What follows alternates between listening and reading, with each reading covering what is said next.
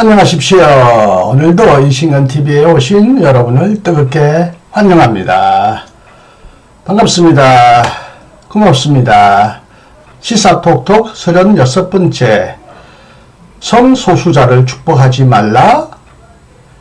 말라고요? 그런 제목입니다. 아침에 뉴스를 검색하다가 민중의 소리라는 인터넷 신문을 보게 되었는데요. 제목이 동성 커플 축복 공식 승인한 교황청과 성소수자 축복 목사 출교한 감리교라는 제목이 눈에 아주 흥미롭게 띄었어요. 권종술 기자가 오늘 아침에 올린 기사입니다. 읽겠습니다. 프란치스코 교황이 로마 가톨릭 사제들이 동성 커플을 축복하는 것을 공식 승인했다. 이는 성소수자와 관련해 가톨릭 교회의 인식이 조금씩 변화해가고 있음을 보여주는 역사적인 의미가 큰 결정이다. 아울러 이번 결정은 성소수자를 환대하고 축복했다는 이유로 정직 2년의 징계를 내린 데 이어 출교를 선고한 우리나라 감리교와 성소수자와 동성애를 배척하는 것이 신의 뜻인 양 강조해온 우리나라 개신교에게도 많은 시사점을 제시하고 있다. 교황청 교리성은 18일 현지 시간 간청하는 믿음이라는 제목의 교리 선언문에서 동성 커플이 원한다면 가톨릭 사제가 이들을 위해 축복할 수 있다고 규정했고, 이런 내용이 담긴 선언문을 프란치스코 교황이 공식 승인했다고 밝혔다.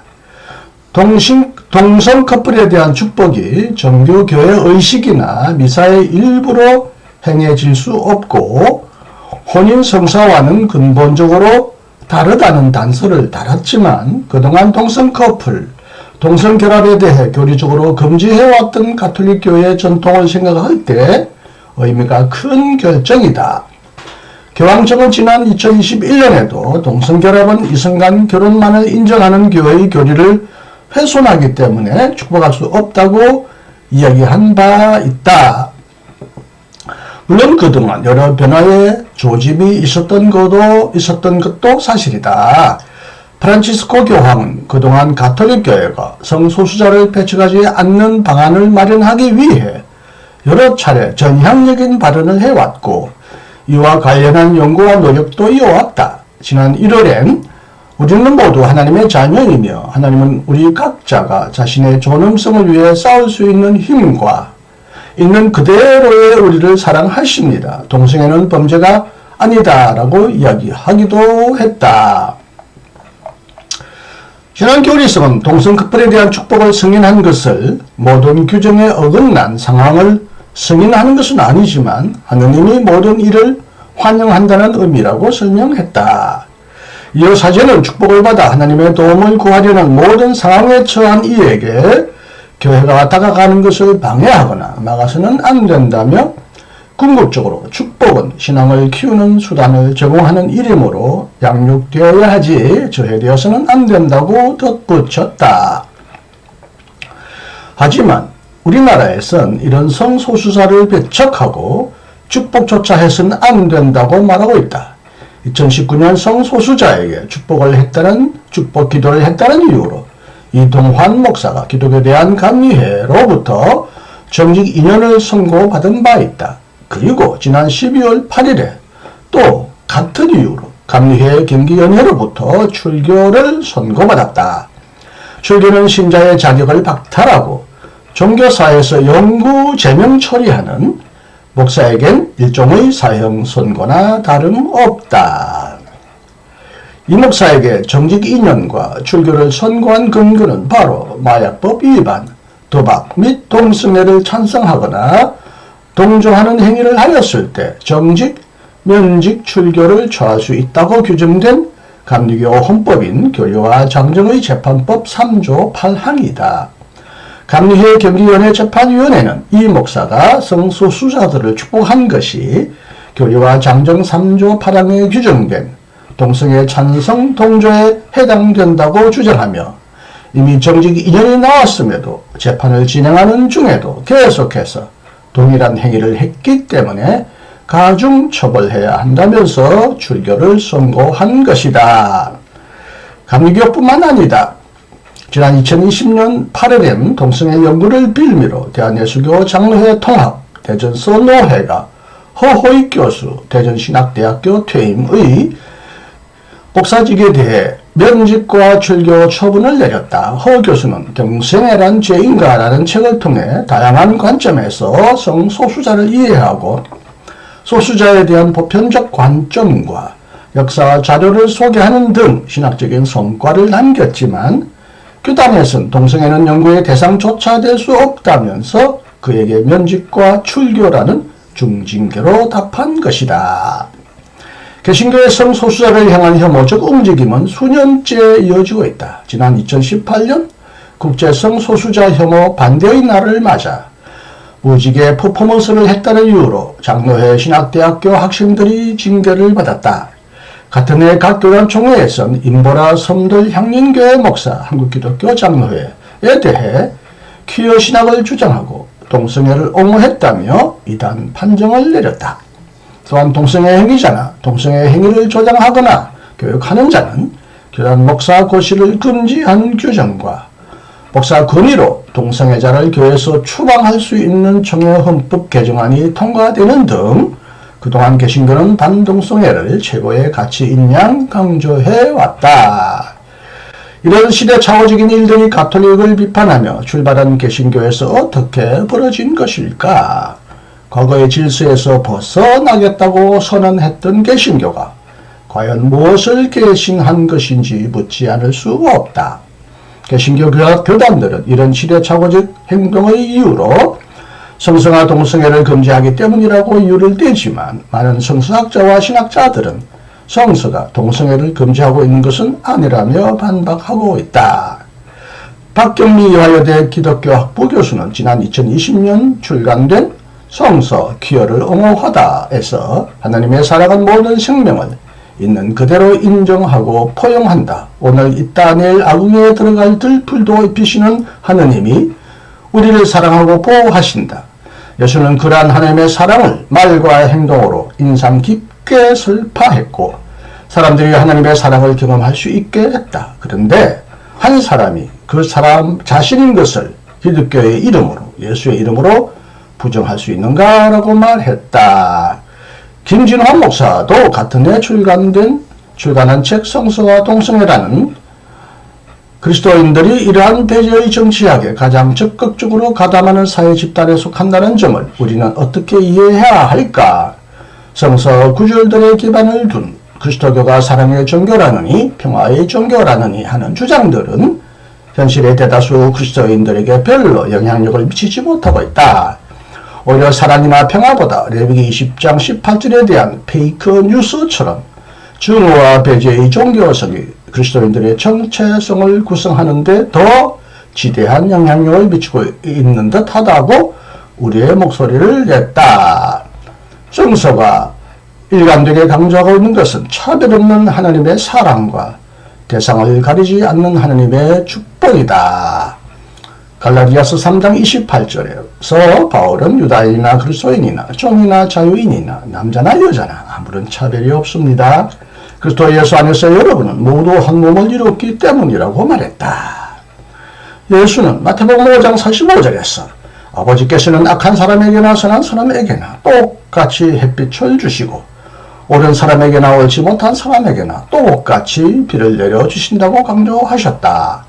동성애 축복을 이유로 목사를 출교하는 우리나라 개신교가 쉐리아 하는 말씀이다. 네, 이 기자는 그리스도인인 것 같기도 하고요. 신학자는 아닙니다. 목사님도 아닌 것 같은데 꽤 균형 있게 아주 좋은 글을 아주 객관적으로 잘 소개했습니다. 권정술 기자님에게 감사를 드립니다. 문제는 동성애자 혹은 성소수자를 축복한 것이 과연 잘못이냐라는 것입니다. 그래서 성경에서 축복을 의미하는 뜻이 무엇일까? 무엇을 축복이라고 말하느냐? 많은 사람들은 축복을 어떤 기존 상태, 어떤 현상을 축하한다는 의미에서 기존 상태를 정당화하고 인정한다라고 생각하지만 원래 성경에서 축복이라는 그런 의미가 아니라는 것을 알게 되었습니다. 롤프 가복이 지은 책 하루에 한 번 자녀를 축복하라에서 발췌한 기사입니다. 구약인 것 같아요. 구약 성경에서 축복이라는 히브리어는 베라카이다. 고대 히브리인들에게 베라카는 하나님의 선하심과 은혜의 힘을 전달하거나 부여하는 것이었다. 이것은 대개 입으로 하는 말을 통해 전달되며 안수 행위를 수반하였다. 아브라함에게 있어서 베라카는 하나님의 능력을 부여하는 선포였는데 이를 통하여 하나님께서는 이스라엘을 하나님의 은혜와 능력을 온 세상에 전달할 수 있는 위대한 민족으로 만드셨다. 히브리인들은 입술로 하는 말에 힘이 있어서 선이나 악을 창조한다고 믿었다. 사실 고대인들은 히브리인들이 그랬던 것처럼 한번 말한 것은 그 자체로서 생명을 가진다고 믿었다. 축복이 지닌 특수한 의미는 가끔 위에 안수하는 상징적인 동작을 수반하여 사람 위에 안수하는 그의 삶에 하나님의 은혜와 능력이 임하기를 말하는 의도적인 행위이다. 이는 이삭이 아들 야곱에게 행한 종류의 축복, 그 후 야곱이 그의 아들들에게 한 축복이다. 또한 예수께서 제자들과 아이들에게 주신 축복이다. 그러면서 창세기 2장 27장 27절을 인용합니다. 그가 가까이 가서 그에게 입맞추니 아버지가 그의 옷의 향취를 맡고 그에게 축복하여 이르되 내 아들의 향취는 여호와께서 복주신 밭의 향취로다. 일단 축복이 제일 수는 없지 않겠습니까? 하나님은 모든 만물을 창조하시고 선하다고 하시고 보기 좋다고 하셨습니다. 인간의 타락과 범죄에도 불구하고 하나님은 끊임없이 인간을 사랑하셔서 찾아오셨고 종말에는 모든 만물이 하나님의 새로운 창조, 영광의 창조로 변화되어 모든 만물이 하나님 안에서 완성된다고 하는 위대한 비전을 우리 그리스도인들은 소유하고 있습니다. 그러므로 축복 그 자체가 모든 사람을 향하여 심지어 만물을 향하여 복을 비는 행위가 무엇이 잘못이란 말입니까? 방금 말씀드린 대로 축복은 현 상태를 인정한다. 혹은 동성애나 성소수자를 구체적으로 말해서 인정한다. 제가 아니다라고 이렇게 정당화하는 행위라고 말하는데 원래 의미의 축복은 현 상태의 정당화나 인정이 아니라 어떠한 사람이든 어떠한 대상이든 하나님의 능력과 은혜를 그들에게 빌어드리는 행위입니다. 하나님은 모든 만물을 선하게 창조하셨고 모든 만물이 하나님의 영광과 구원에 참여하기를 원하신다는 의미에서 축복이 죄일 수는 없습니다. 동성애가 죄냐 아니냐, 성소수자를 인정하느냐 아니냐라는 논쟁을 떠나서 어떤 사람이라도 축복의 대상이 아닐 수는 없습니다. 악인에게도 하나님은 햇빛을 내려주시고 비를 내려주신다고 말씀하시잖아요. 그런데 말이죠. 축복이라고 하면 우리가 흔히 교회에서 예배 마칠 때 목사님이 축복 기도를 하시는 장면을 떠올리게 됩니다. 만약 잘못된 성소수자나 동성에게 축도한 것이 잘못이라면 목사님들은 성도들 가운데 동성애자가 있는지 없는지를 미리 가리고 축복을 받을 수 없는 대상을 솎아낸 후에 축복을 받을 만한 그리스도인들만 그들에게만 복을 빌어야 합니다. 만약 성소수자가 있는지도 모르고 축복을 했는데 나중에 그 가운데 성소수자가 있다는 것이 알게 되면 어떻게 됩니까? 목사님은 난 몰랐다고 발뺌한다고 해서 축복의 그 말씀의 능력이 효과가 그들에게 비치지 않았습니까?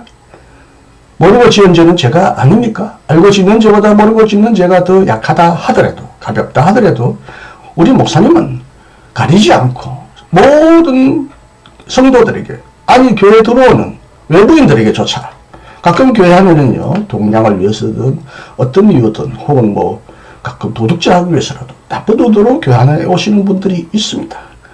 일단 예배에서는 목사님이야 선악을 가르치지 않고 옳고 그름을 가르치지 않고 모든 사람에게 축복 기도하지 않습니까?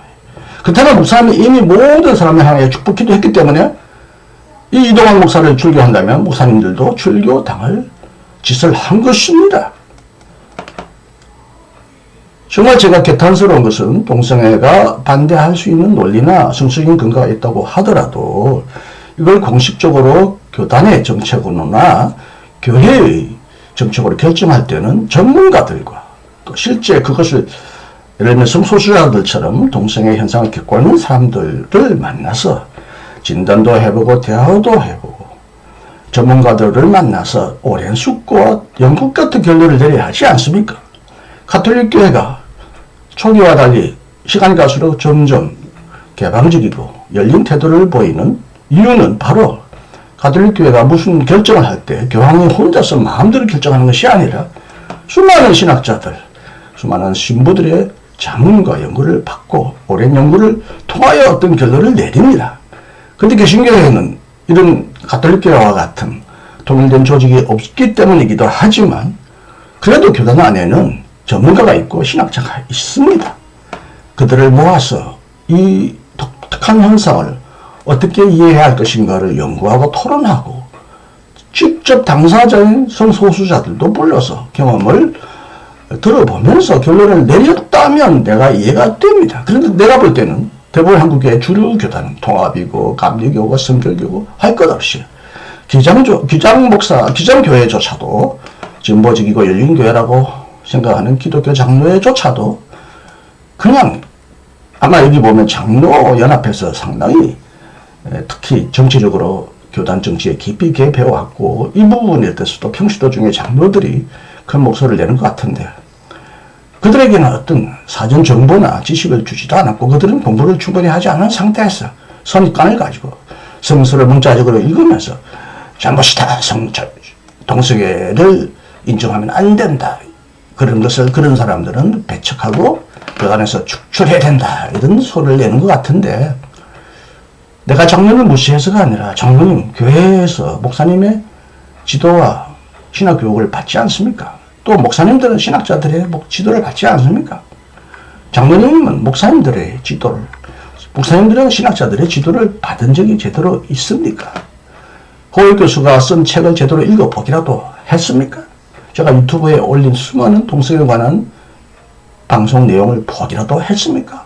완전한 선입견, 편견, 전통적인 관습에 따라서 그냥 즉흥적으로 저는 신경질적이라고 말합니다. 아주 신경질적으로 좀 이상하다, 나와 다르다 그러면 그것이 곧 틀렸다고 생각하는 아주 잘못된 이런 편견에 의하여 이런 현상을 함부로 재단하고 판단하는 것이 아닌가.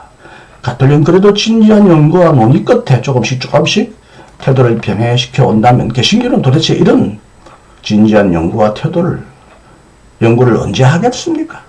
말만 꺼내도 토론합시다, 연구합시다, 말만 꺼내도 이것을 비난하고 정죄하는 이런 교회의 현상은 이미 한국 교회가 세상을 인도하는, 세상을 구원하는 기관임을 포기하고 스스로 정근대적 반지성적 교회로 후퇴할 뿐만 아니라 이 땅에 고통당하는 수많은 성소수자와 같은 사람들을 포용하고 이해하고 살아가고 설령 그들이 질병이나 어떤 재와 같은 현상에 처했다 하더라도 그들을 포용하면서 그들을 변화시키기 위해서라도 그들을 축복하려고 하는 그런 누구는 자세를 가져야 할 텐데 이렇게 섣불리 남을 정죄하는 모습을 보면 이미 한국 교회는 그 사명을 다하지 않았나, 아니 이미 망해가는 현상이 아닌가.